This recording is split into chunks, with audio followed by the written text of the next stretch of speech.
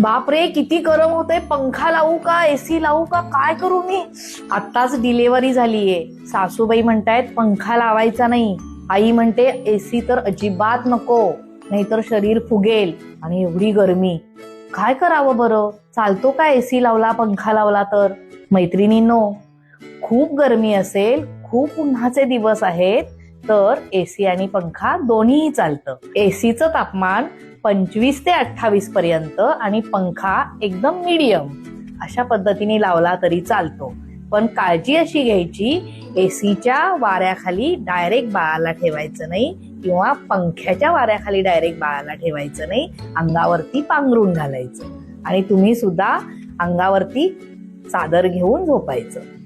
ही काळजी घेतली तर उन्हाळ्याच्या दिवसामध्ये एसी किंवा पंखा लावलेला नक्कीच चालू शकतो.